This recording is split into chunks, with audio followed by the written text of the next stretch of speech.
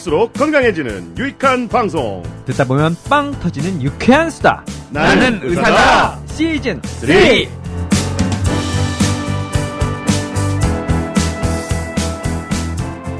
안녕하세요. 깜신 김정임입니다. 조영 누구식입니다. 준이 김광준입니다. JYP 박재영입니다. 오랜만입니다. 여러분들이 기다리시던 쭈니가 드디어 돌아왔습니다. 네. 기다리진 않았을 것 같은데요. 누가 기다려요? 지난 회 들으신 분들은 다 아시겠지만 저희가 지금 같은 자리에서 연달아 2회분 뽑고 있습니다. 100만 명 넘게 본 그 유명한 글의 주인공 배상준 선생님도 계속 같이 하고 있습니다. 어서 오세요. 어서 오세요. 안녕하세요. 목소리가 달라졌네요. 배상준 선생님 보니까요. 네. 왜 100만 뷰인지를 진짜 느낄 수 있습니다. 최소 100만. 예, 최소 100만. 이거는 그냥 개런티를 할 수 있는. 네. 왜? 앞으로 딱 그냥 얼굴을 직접 뵈니까요. 네. 아까 노영께서 얘기하셨지만 진짜 무장해제가 되는 그런 매력을 갖고 계신 분입니다. 물론 저희는 참고로 남자라는 거 여자분들이 생각하실 때는 어떻게 생각하시는지. 쉬는 시간에 우리 배 선생도 저 비행기 예약에 뭐 하나 빠뜨린 거 있다고. 네. 더 해야 된다고 얘기하지 않았나요? 잊어버렸어 지금 얼굴을 보니까. 저도 그럼 비행기 에피소드 하나. 예. 그 보통 닥터콜을 받잖아요. 그렇죠. 예. 닥터콜도 받아보신 적 있어요? 네. 저희는 닥터콜 받으면 한 번 무조건 초대해요. 의사들한테 자주 네. 있는 경험은 네. 아니거든요. 나도 받아봤는데 심지어. 저는 이집트에서 오는 비행기에서 네. 닥터콜을 받았어요. 그래서 맨 뒷자리에 가니까 일본인 50대 아줌마가 쓰러져 있더라고요. 네네. 근데 이제 제가 외과 의사로서의 좀 자랑을 하자면 저 환자가 죽을지 살지를 판단하는 거는 잘하거든요. 네. 그러니까 냅둘지 뭔가 제가 조치를 취할지 딱 보니까 살 것 같더라고요. 네. 근데 그냥 그러면 또 애매하니까 그 승무원분들이 이렇게 많으시니까 청진이나 한번 해보게 청진기 좀 달라. 그래서 청진을 했어요. 네. 영어로? 아니요, 대한항공. 대모 항공. 예, 대모. 여기 와서 대모는 뭐야? 네, 대한항공이지. 맞습니다. 대모 항공이라 보니까 방금 그래서 잘릴 것 같아요. 땅콩 항공. 네, 청진을 갖다 땅콩 주셨어요. 항공. 그래서 딱 그 쓰러져 있는 일본인 관광객한테 청진기를 아줌마한테 댔죠. 네.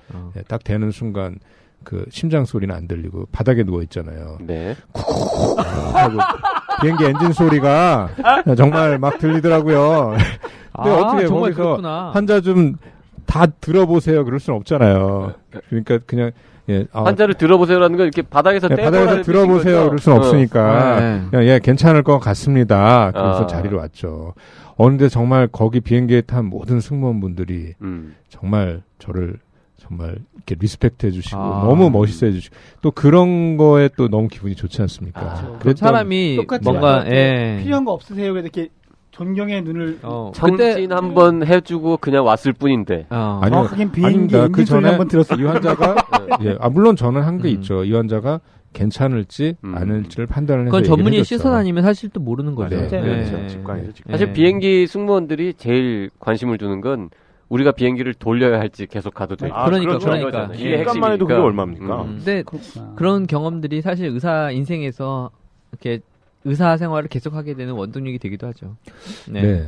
이게 별거 아닌 일이지만 이렇게 누군가 살릴 수 있다는 건 정말 큰. 그런 것도 좀 그렇잖아요. 가서 만약에 사고가 생기면 그게 또 좀 복잡해지죠. 복잡해집니다. 많이 복잡해진다고 해서 그런 게 문제죠. 네, 그런 거는 좀 아쉽긴 합니다. 착한 사마리아법 진짜 주고 그런 얘기들도 많이 하고 그럴 때 과연 의사가 나서는 게 맞냐? 나서는 게 바보짓 아니냐? 나는 의사인데 나는 그런 환자 보면 옆에서 손잡아 주는 것밖에 할 일이 없거든. 상담하셔야 중요한 겁니다. 예. 그럼요.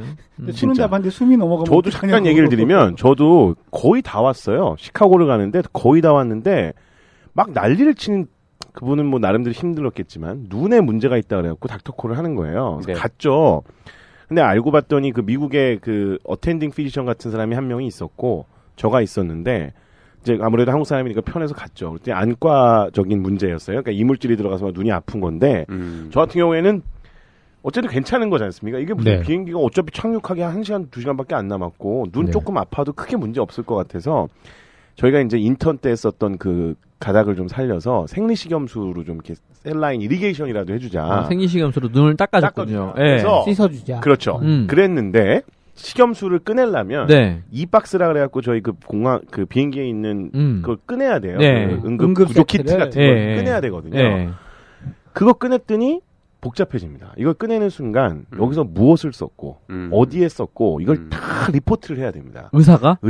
아니 그냥 우리는 승무원이 하는 게 아니고 아닙니다. 이거 저희가 탔을 뿐인데. 그럴 때는 뭐 생수로 해도 큰 문제 없을 것 같은데요. 없었는데 이제 저 같은 경우에는 그 당시만 해도 그때 처음이니까요. 왠지 뭔가 좀 모르고요. 그냥 이 박스 저를 꺼내는 게 그렇게 어려울 줄 몰랐거든요. 근데 막 그거를 테이핑이 돼 있는 걸 다 뜯고 막 거기다 사인을 몇 월 며칠 날 몇 시에 어느 뭐 위치에서 했고 이걸 다 쓰고 그 다음에 그걸 까가지고 생리식염수를 그냥 눈에다만 집어넣어주고 그냥 뭐 까고 하는데 1시간 갔거든요. 그리고 내릴 때 랜딩이래요. 네. 아무튼 그게 착한 사마리아법 같은 게 되게 중요하다는 느낌을 받았고 의료진이 거기서 할 수 있는 건 굉장히 제한적인데 이 박스는 앞으로 뜯지 말자. 그 이 박스는 그 이머전시 박스인가요? 그렇습니다. 네. 응급 박스. 네. 거기에 이제 뭐 저희 그 기도 삽입하는 다 있고. 근데 그 준이가 굉장히 이제 발음도 좋고. 맞춤법의 끝판왕이죠. 문장도 그쵸. 아주 정확하게 얘기하고 뭐 씹지도 않고 유명한 그런 사람인데 목소리가 좋으면서 씹지도 않는. 꺼낸다는 전부 계속 꺼낸다로 발음을 하죠. 뭐 저 개념이 없습니다. Where are you from? 한국입니다. 그걸 또 받아주냐? 제가 약간 취한 것 같아요. 네. 제가 오늘 한 끼도 또 안 먹었기 때문에. 네. 빈속에 그냥 맛있는 맥주를 먹었더니 약간 업됐습니다. 자, 청취자분들이 오해하실까봐 말씀드리면 지금 5명의 성인 남자가 맥주 4병을 가지고 2시간째 나눠 먹고 있습니다. 근데 아직 다 못 먹었어요. 네. 뭔가 취한 척은 다 하고 그러니까요. 있어요. 마치 만취 상태인 것처럼. 그리고 안 취할 수밖에 없는 게 레디큐를 다 먹었어요. 시작하기 전에. 레디큐 좋은 약입니다. 네. 이게 약인가? 음료구나. 음료죠, 이거는. 네. 자, 지금 우리 배상준 선생하고 저번 회부터 계속 만나고 있는데. 아니, 너무 얘기가 돌고 있어요. 네, 계속 딴 얘기만 합니다. 네, 빨리 정리하고. 진짜 담석증 얘기를 좀 해보려고 합니다. 이번 역은 숙취역입니다. 숙취해소 맛없다는 생각을 뒤집어라. 이제 숙취해소도 맛있게. 맛있는 숙취해소 레디 큐. 최근 보도를 보면 2014년에 담석증 환자가 15만 명 가까이 한국에서 발생을 했답니다. 그래서 뭐 15만 명 이러면 별 느낌이 없잖아요. 근데 이게 2년 전에 비해서 2만 명이 늘었다는 겁니다. 즉 담석증이 빠르게 늘고 있다는 거죠. 뭐? 네. 왜 이렇게 늘고 있죠? 그런 이유가 있나? 그 이제 물어보려고. 네. 네. 담석증이 왜 늘고 있어요? 글쎄요, 저도 생각을 해봤는데 네. 그러니까 1년에 담낭 절제수를 정확한 기억은 아니지만 2만 건 넘는 걸로 제가 기억을 하고 있거든요. 전국적으로요. 전국적으로 2만 건. 15만 명이 담석증이고 그 중에서 2만 명 정도가 수술을 해서 떼어내는군요. 네, 2만 명 넘는 걸로 알고 있습니다. 넘어요. 네. 이게 어떤 그 식습관의 변화라든지 혹은 뭐 여러 가지 요인도 있겠지만 제가 생각하는 가장 큰 원인은 초음파가 보편화됐기 때문에 진단율이 그만큼 올라가서 아니 그렇다고 해도 생각이 그럴 드는데요. 수도 있겠다. 네. 진단이 많이 돼도 증상이 없으면 수술하지 않잖아요. 그렇죠. 그러니까 예전엔 소화불량이라고 그래서 그냥 넘어갔던. 그러니까 심지어 저한테 10년째 개인 병원에서 소화제를 복용을 하다가 오는 분도 계세요. 네. 그러니까 그거는 초음파를 안 해서 그런 건데 초음파라는 게 말씀드렸죠. 쉽게 하는 검사는 아닐 수도 있어요. 그렇기 때문에. 그러면은 소화불량도 아까 말씀하신 담석증의 가장 흔한 증상이죠. 그럼 그것도 증상이 있다라고 판단하고 수술의 기준이 되나요? 맞습니다. 네. 담석증은 뭐 남자, 여자, 뭐 연령 이런 호발 저기가 있나요? 물론 당연히 한 번 생긴 담석은 없어지지 않을 가능성이 많기 때문에 나이가 증가할수록 담석의 그 유병률은 당연히 증가를 하죠. 남녀는요? 남녀는 보통은 여자가 좀 많다고 얘기를 하는데 그래요? 또 어떤 연구에서는 큰 차이 없다라는 연구도 있어요. 여기 통계 보니까 20대는 특히 여자가 많다 이런 얘기도 있던데 이런 거는 혹시 뭐 다이어트라든지 뭐 식습관이나 이런 거랑 좀 관련이 있을까요? 아니면은 그러니까 저도 예전에 그 뉴스 인터뷰를 무리한 다이어트 때문에 젊은 여자 담석증 빈도가 증가한다라고 인터뷰를 몇 번 했었는데요. 뭐 그런 것도 있지만 많이 진단을 하기 때문인 것도 많은 것 같아요. 그리고 여기 보시면 뭐 62%니까 그렇게 크게 더 많은 빈도는 아니지 않을까요? 네. 20대는 여성이 62%, 남성은 38% 그 정도로 나오고 있군요. 네. 진짜 그 15만 명이라는 게 제가 좀 기억이 가물가물해서 그런데요. 이게 15만 명이라는 게 공식적으로 진단명으로 담석 이렇게 써 있는 사람들을 얘기하는 건가요? 건강보험 심사평가원 자료니까 매년 그냥 2014년도 한 해 동안에 그렇죠. 새롭게 담석증으로 진단받은 사람이 15만 명이다. 통계 자료만 봐서는 그런 것 같은데요. 이게 제가 왜 이런 말씀을 드리냐면 네. 저희 검진을 한 사람들을 2014년도에 제가 조사했는데 네. 14,600명 정도 되는데요. 담석이 몇 명일 것 같으세요? 저희 한 기관에서만 담석. 자, 잠깐만. 지금 세브란스 체크업에서 14,680명 데이터거든요. 14,680명의 데이터를 봤더니 네. 그중에 담석증이 몇 명 있었을 것 같냐? 네. 그러니까 그 한 해에 담석증 있다고 저희가 1,000명. 저는 1,000명 네. 찍었어요. 3,000명. 2,740명. 그럼 정말 10%가 넘는 거네요. 그럼요. 그렇죠? 진짜 많습니다. 증상이 네. 없는 네. 환자들을 포함했을 때 대부분은 증상이 없는 네, 그렇죠. 14,680명 중에서 2,700 2,700명이 네. 송구하게도 담석증 전문의보다 제가 더 근사하게 맞췄네요. 네. 네. 더 축하드립니다. 놀라운 네. 건 용종 있지 않습니까? 담낭 용종. 네. 담낭 용종도 진짜 많습니다. 제가 그냥 그 데이터만 갖고서 1,600명 가까이 되는 사람들이 담낭에도 용종이 있습니다. 이게 네. 말이 안 됩니다, 솔직히 저는. 뭐가 왜 말이 안 돼? 너무 많은 거죠. 있을 수도 있는가 보지. 글쎄. 물론 근데 음. 그 용종하고 돌하고 차이가 초음파상에서 잘 안 되지 않습니까? 그 뒤에 그림자가 있으면 돌이라고 네. 판단하고 그림자가 없으면 혹이라고 용종이라고 판단하기 때문에 조금 그 중에 많은 수는 네. 돌일 수도 있죠.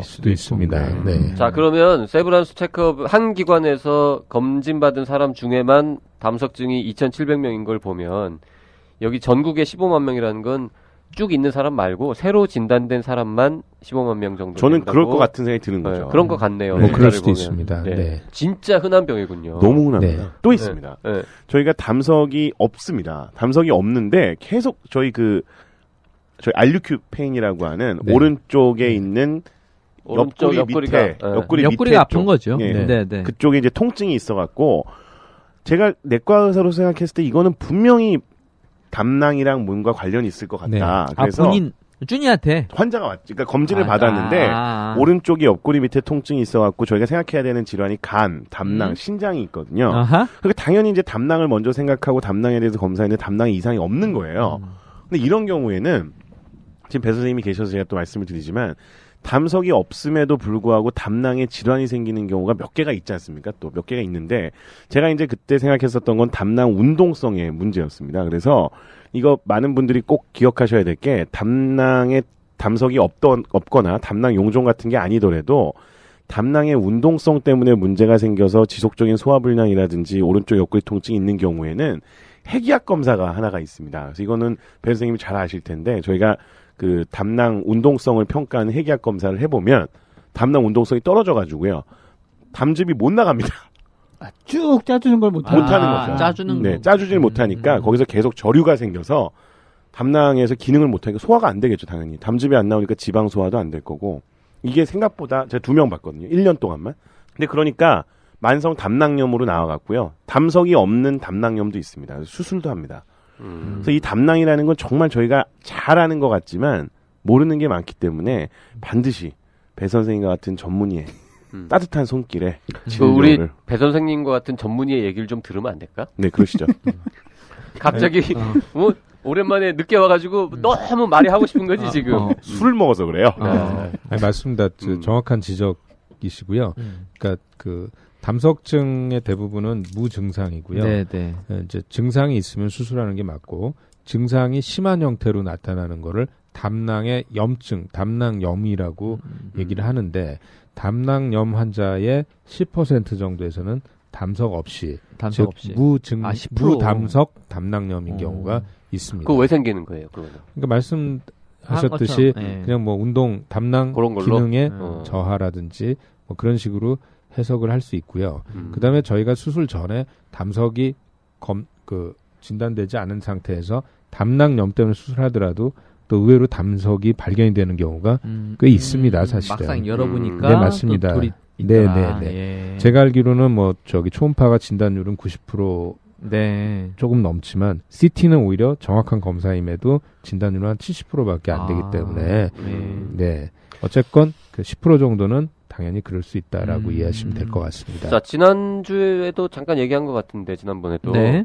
통증이 네. 굉장히 심하다 이런 얘기 또 있던데 네. 산통에 뭐 비할 정도다. 진짜 그 정도로 아파요? 뭐 그 정도로 아파서 응급실에 와서 저한테 연락이 오는 경우도 꽤 있습니다.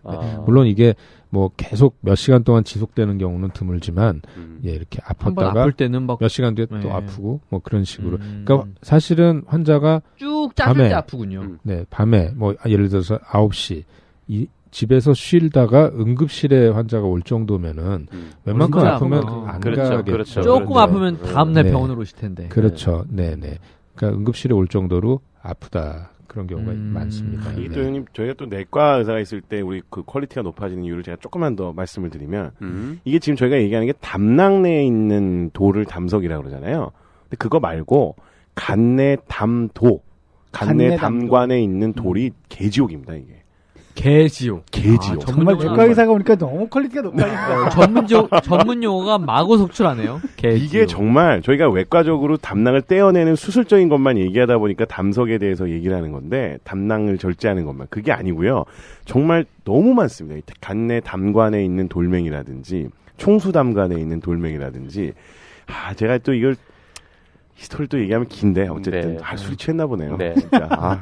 자, 리액션이 없으니까 혼자서 담석 말고 뭐 간 안에 있는 혹은 담도에 있는 돌멩이 얘기는 다음번에 하기로 하고요. 이게 중요하거든요. 많아요. 누가 적대? 오늘 분위기가 이상한데? 왕따 당하는 기분이야. 한 잔만 더 주세요. 자, 담석증의 치료는 그러면 수술밖에 없는 건가요? 어떻게 됩니까?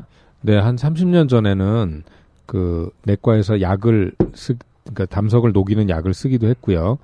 예, 그렇지만 그 한 6개월을 써도 효과가 50%도 안 되기 때문에 요즘에는 모든 내과 의사, 소화기 내과 의사들이 외과 의사들한테 수술하라고 보냅니다. 증상이 있는 담석증. 요즘에 또 담낭 제거 수술 같은 경우에는 그냥 복강경 내시경 수술로도 그냥 뭐 배를 다 열지 그렇죠. 않고 정확한 의미는 복강경이라고 그러죠. 복강경. 그리고 심지어 요즘에는 이제 복강경으로 하면 구멍을 4개를 뚫지 않습니까? 근데 배꼽에 구멍을 1개만 뚫고 수술하기도 합니다. 네, 그러니까 흉터도 거의 남지 않고 수술 이후에 큰 뭐 부작용이라든지 이런 것도 별로 없고. 물론 이제 저희 외과 의사 입장에서는 물론 환자 별거 아닌 수술, 제 입장에서는 별거 아닌 수술이긴 합니다만 그걸 당하는 환자 입장에서는 사실은 모든 수술이라는 거는 사망 가능성이 있는 거거든요.